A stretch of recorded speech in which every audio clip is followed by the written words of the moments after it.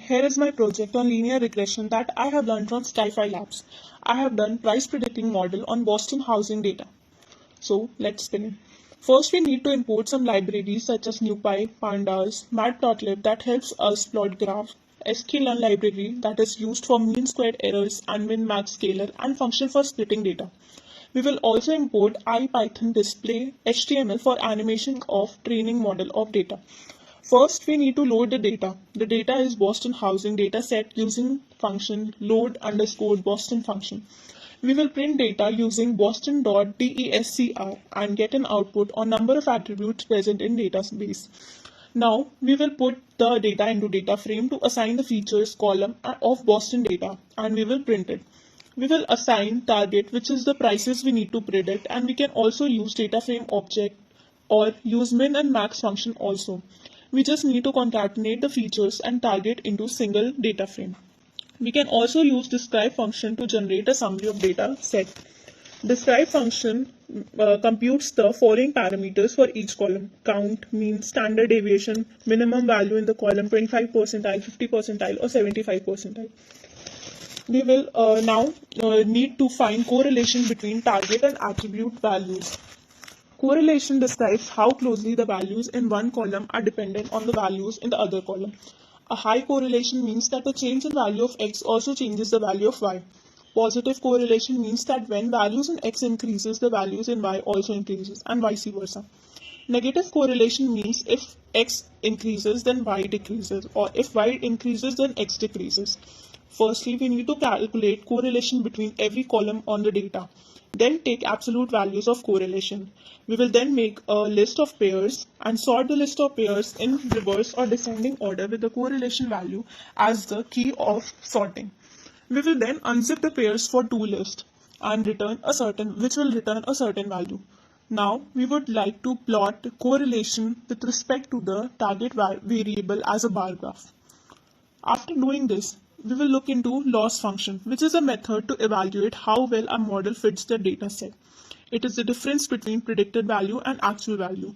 Bad model means higher value of loss function and good model means lower value of loss function. Change in loss function determines whether the model is improving or not. Again, now we need to calculate mean squared error for sample data. Mean squared error is the average of square difference between predictions and actual values. Average magnitude of error irrespective of direction, and highly incorrect predictions penalized heavily. It is easier to calculate gradient in mean square error. We will import NumPy as NP, import Matplotlib library .pyplot as PLT. From sklearn.metrics, import mean squared error. Now generate n evenly spaced values from 0 radians to 2 pi radians. After doing this, we will plot the sine wave using plot plt.plot within bracket x, sine underscore values. Now we will add some noise to the sine values, where noise could be equal to 0.5. After plotting the noise values, we will calculate MSE using the equation error underscore values is equals to 1 by n into sum of predicted minus targeted values whole square. After calculating MSE using this equation, we will now calculate mean squared error using the function from the sklearn library, which is as simple as mean underscore square underscore error within bracket sine values, noise sine values. Error function can be of three types. It consists of three model that are error. This function returns the mean squared error in the predicted values for the given m and c. Update this function changes the value of m and c. Gradient descent. This function implements gradient descent. So starting with error. It gives the error. Our objective is to minimize this quantity over the course of training squared error. Now the step 3 for the project is split the data set. Split the data into training and testing data. The data is split before the training step and the samples in the steps of data do not change during the course of training process. Cross-validation. Split the data into equal chunks. At each step of training, choose one chunk of data as training data and other chunks as testing data. We would do this by 0.2 indicates 20% of data and randomly sampled as testing data. x train comma x test comma y train comma y test is equals to train underscore test underscore split function. Now, starting with linear regression, it has the origin in statistics. It understands relationship between input and output numerical values. It is a supervised learning and predict output in continuous rather than discrete form. Linear model assumes a linear relationship between the input and single output variables. Target or label is the linear combination of features. And we have the hypothesis of y equals to mx plus c. For the gradient descent function, the purpose is to apply gradient descent on cost function, obtain the best fit values for m and c. Parameters used are initial values of m and c, attribute values, target values, learning rate, number of iterations, error threshold, and it returns final values of m and c, list of all intermediated errors, m and c values. Here the init function is used.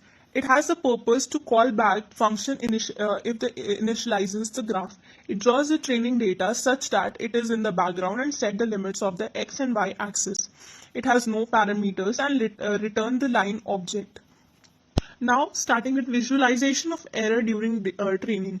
Use the error values array to plot the error values. This is to observe how the error changes during training. If the model is getting better, then the error values must fall over the course of training. As the number of iteration increases, changes in the line are less noticeable. In order to reduce the processing time for the animation, it is advised to choose smaller values. mc underscore values underscore emanation is equals to mc underscore values given in the bracket 0 colon 250 colon 5. Here 3 parameters are used. Now, the last step, the prediction of values.